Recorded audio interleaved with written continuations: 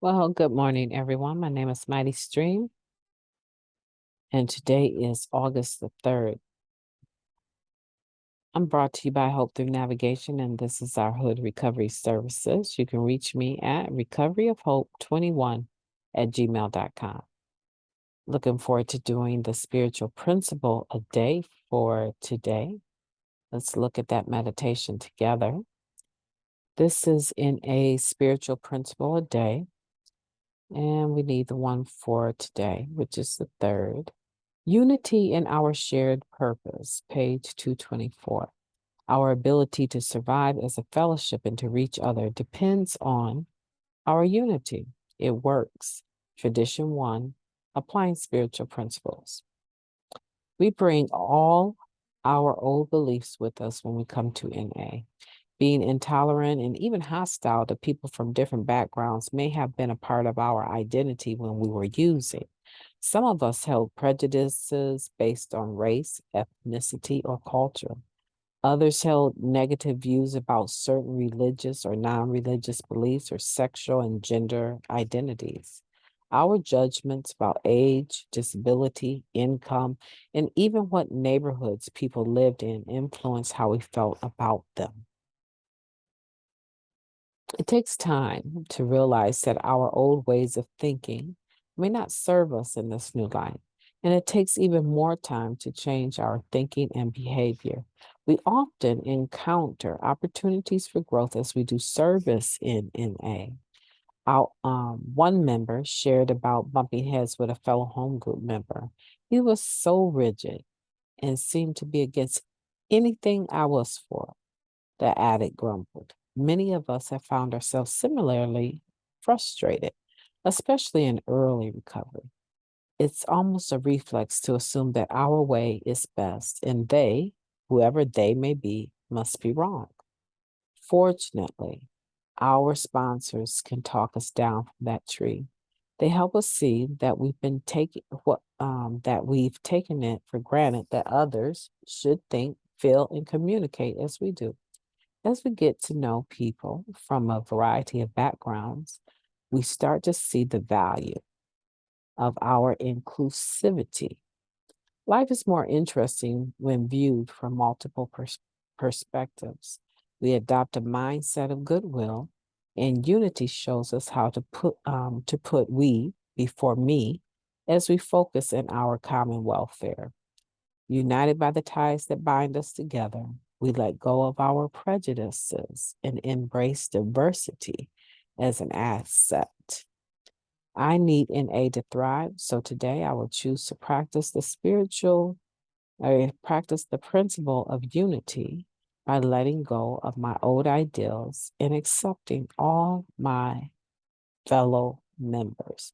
What a powerful, what a powerful spiritual principle a day meditation. Talking about unity for our shared purpose and realistically, it's talking about how many of us probably had backgrounds that allowed us the luxury of being divided. Our backgrounds allowed us to think with prejudice, to think with division, to think with entitlement or superiority. Many of us have backgrounds where we it wasn't even something to really think about. They, whoever they were, as the meditation says, they were wrong and we were right. They lived on the other side of the tracks, so they were different and they were wrong. And sometimes it was socioeconomic status, right? We looked down our nose at the poorer people, and the people above us that were more wealthy looked down their nose at us. It was just how life was. And then we landed in Narcotics Anonymous. And just like the Just for Today NA meditation for August 3rd said, the rules of active addiction don't apply at all in recovery. And same thing here. It's saying that our old ways of thinking don't serve us in this new life. I really like the thread of consistency with this new meditation on spiritual principles and how it is connected to the just for today for the same date, right? So we're talking about the same thing of having relationships with other people based on recovery, not who we used to be or even who they used to be, but trusting that we landed in Narcotics Anonymous and for a reason, and the unity, right, of tradition one, our shared purpose, our common welfare, right, should come first. In a unity, right, is important. It is how we are able to come together collectively and do the work that we need to do of the 12th step, carrying the message to the person that's still suffering, right? So today I'm thinking, the discussion is the same. What barriers have we put up, or what prejudices do we have? And if you're thinking it's all about race, it may not be about race. It may be about different cultures. It may be individuals that come, like their ancestors are from a different country and they live here now. And you may have a problem with just what they do culturally in order to exist and take good care of themselves. And we come into a meeting with all this variety of individuals, and believe it or not, as hard as it is to accept, many of us are still have that mentality of me versus them.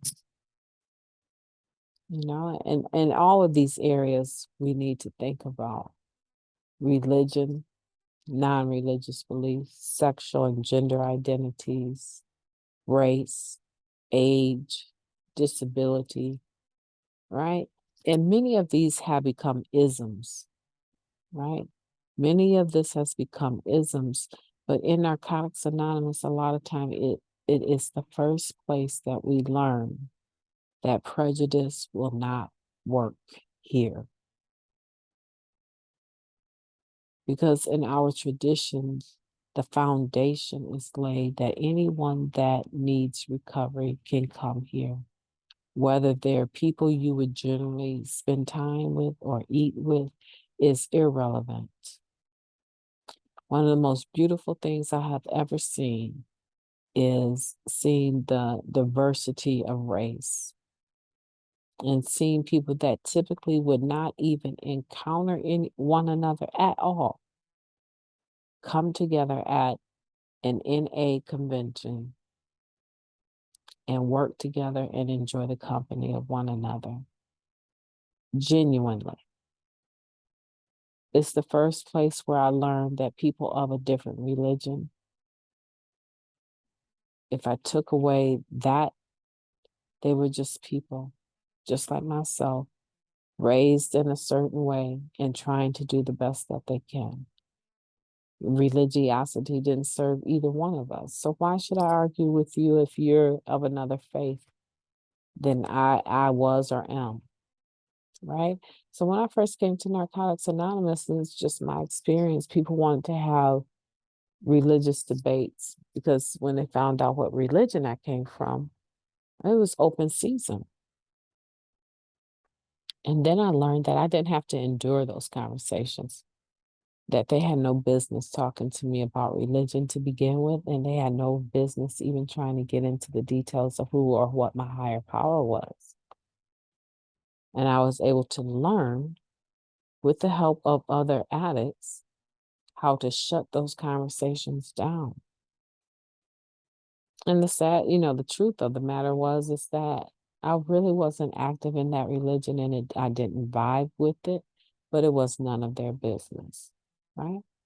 But I also learned that I was judging other people based on whatever religious beliefs they might have had or shared in a meeting. And I learned that I was doing the exact same thing. Maybe I wasn't being confrontational, but I was definitely being judgmental, right? And so I learned how to grow up.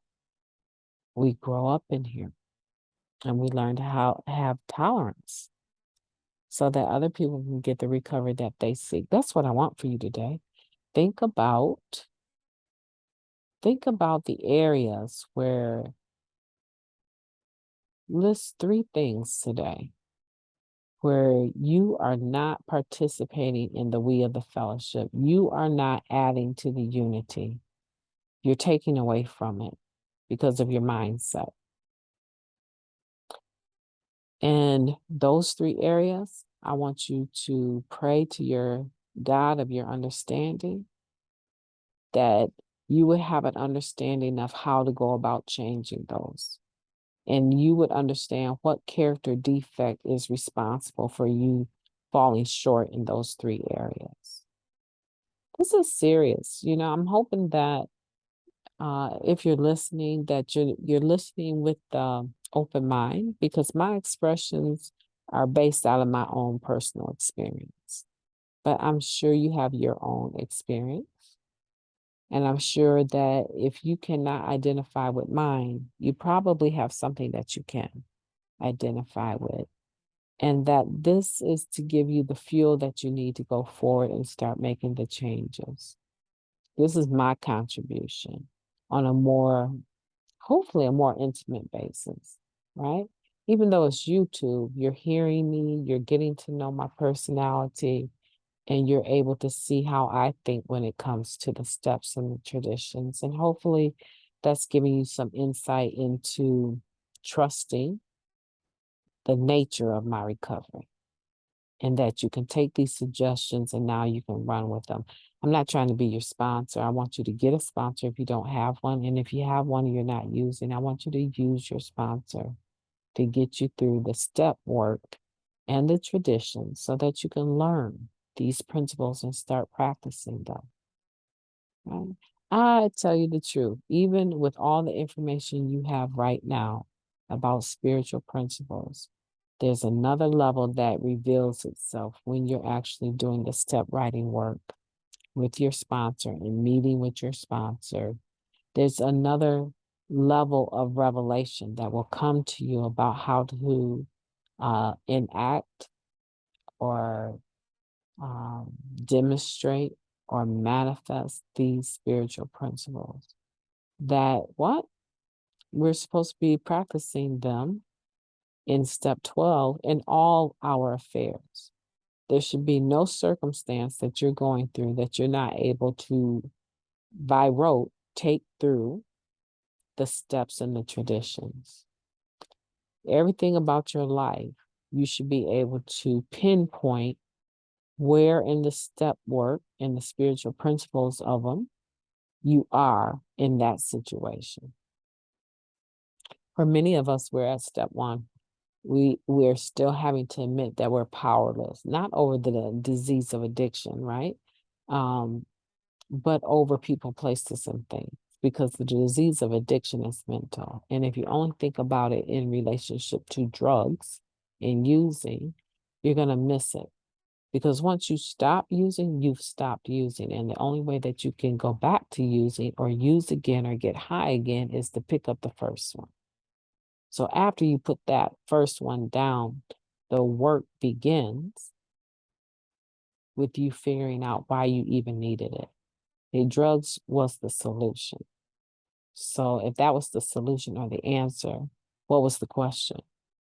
And for many of us, the question was is that we didn't feel loved, or we felt rejected, or we felt let down, or we're still full of bitterness and resentment and anger about our past lives, and we haven't forgiven anyone, and we don't feel forgiven.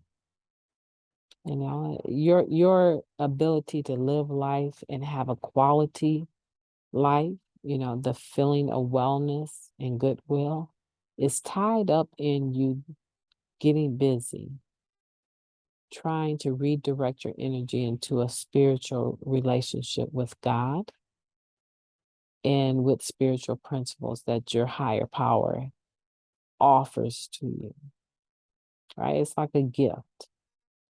But some of us never receive the gift, or we take the gift and we put it up on the shelf and never look at it. Narcotics Anonymous is your gift. You got to unwrap it. You got to take the bow off and find out what's in the box.